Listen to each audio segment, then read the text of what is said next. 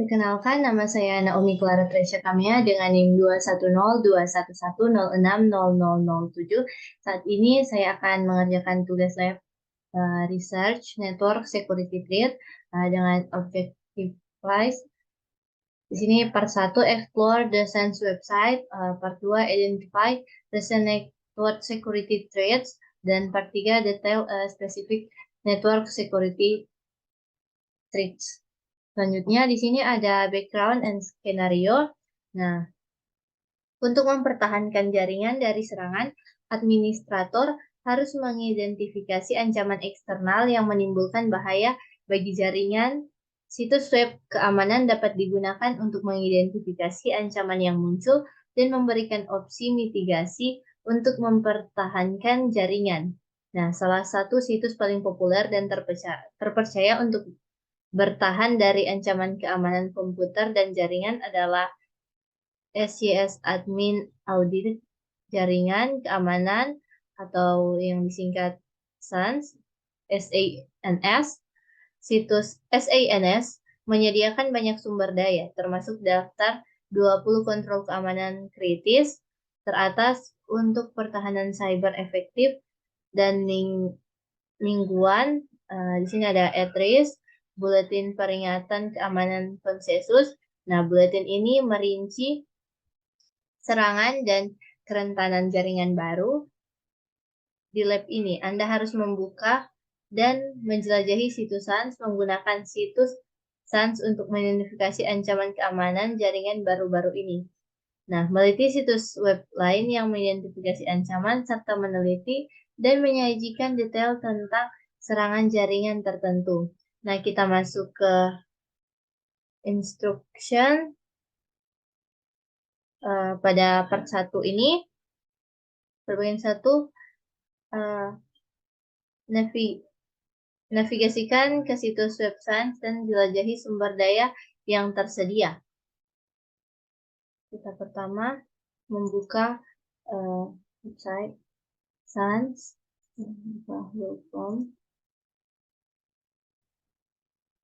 Kita ketikkan sans.org.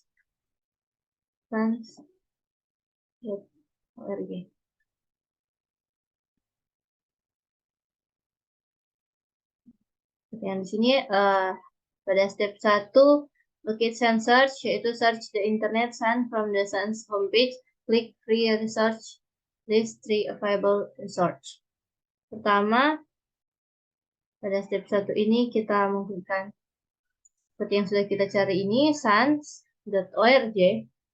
Lalu kita di sini membuka website SANS, lalu kita mencari free research. Kita pergi ke research.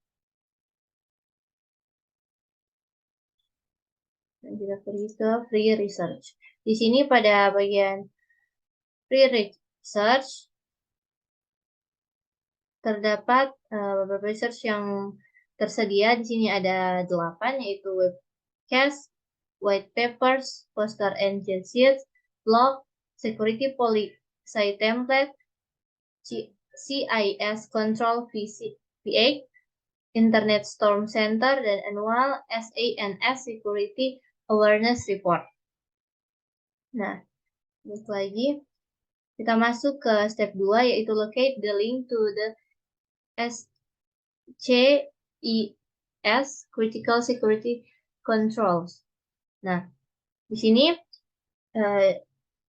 CIS atau Critical Security Control ditautkan di situs website SANS dan puncak dari kemitraan publik swasta dan yang melibatkan Department of Defense atau DoD, National Security Association, Central of Internet Security, dan The SANS Institute.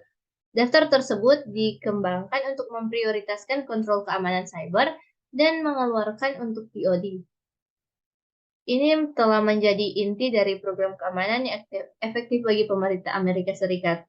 Dari menu research, pilih Critical Security Control atau serupa. Nah, dokumen CIS Critical Security Control dihosting di situs web Center of Internet Security dan memerlukan pendaftaran gratis untuk mengaksesnya. Ada tautan di halaman kontrol keamanan CIS dan SANS untuk mengunduh poster kontrol keamanan kritis atau SANS 2014 yang memberikan deskripsi singkat tentang setiap kontrol. Jadi, di sini select one control and implementation suggestion of this control. Jadi kita memilih salah satu kontrol dan membuat daftar saran implementasi untuk kontrol ini. Kita pilih ini choose control V8. Nah, di sini saya memilih choose control V8. Ini ada here's a glimpse at the database change to choose control V8. Di sini ada beberapa yang berubah.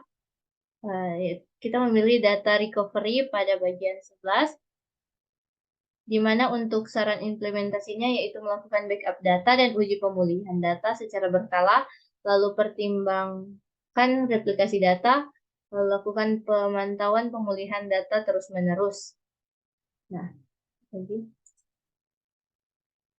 selanjutnya kita masuk ke step 3, yaitu highlight the search menu, select newsletter, briefly describe each of the 3 newsletter available. Nah, di sini kita diminta untuk pergi ke menu highlight. Ini selanjutnya kita pergi ke newsletter, podcast. Kita diminta untuk jelaskan secara singkat masing-masing dari 3 newsletter yang tersedia, yaitu ada Newsbite, At Risk, and Ouch.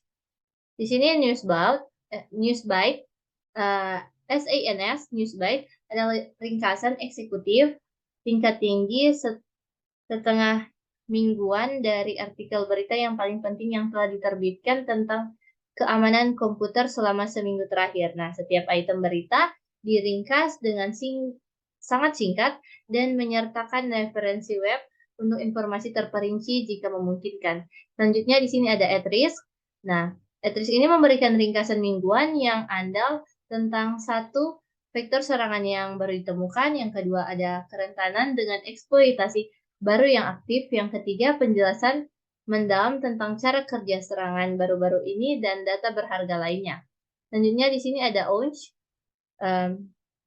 Ini adalah buletin kesadaran keamanan gratis terkemuka di dunia yang dirancang untuk pengguna komputer biasa. Nah, diterbitkan setiap bulan dan dalam berbagai bahasa. Setiap edisi diteliti dan dikembangkan dengan hati-hati oleh tim SANS, Securing the Human, yaitu ahli materi pelajaran instruksi SANS dan anggota tim komunitas. Setiap masalah berfokus pada penjelasan topik tertentu dan langkah-langkah yang dapat ditindaklanjuti yang dapat diambil orang untuk melindungi diri mereka sendiri, keluarga mereka, dan organisasi mereka. Nah, kita lanjut ke part 2, yaitu Identify Recent Network Security Threat. Nah, pada bagian 2 ini kita diminta meneliti ancaman keamanan jaringan baru-baru ini menggunakan situs SANS dan mengidentifikasi situs lain yang berisi informasi ancaman keamanan.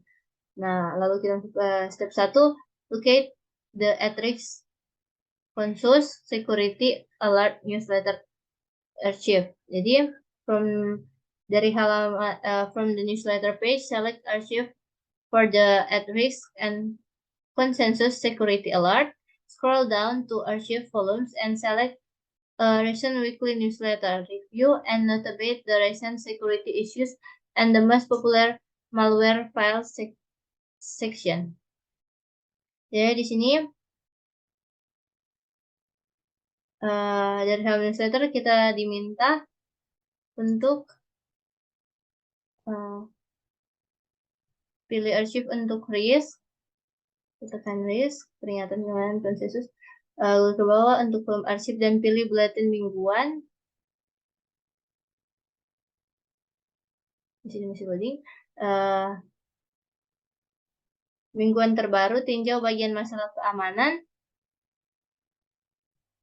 terbaru yang terkemuka dan malware yang paling populer dalam daftar beberapa kerentetan baru yang jelajahi beberapa buletin terbaru jika perlu. Nah, jadi di sini kita beres. Di sini saya sudah melakukan review sebelumnya. Dan di review itu saya sudah menemukan Win Trojan Quarian, Win Trojan Change Up,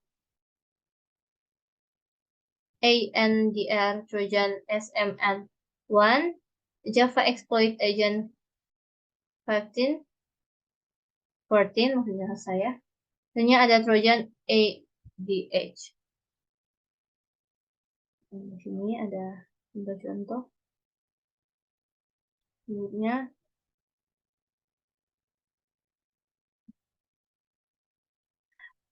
kita masuk ke step 2, yaitu selain sensusan, identifikasi beberapa situs web yang menyediakan informasi ancaman keamanan terkini.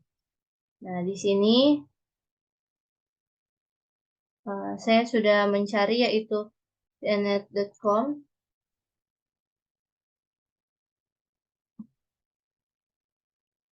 cnet.com.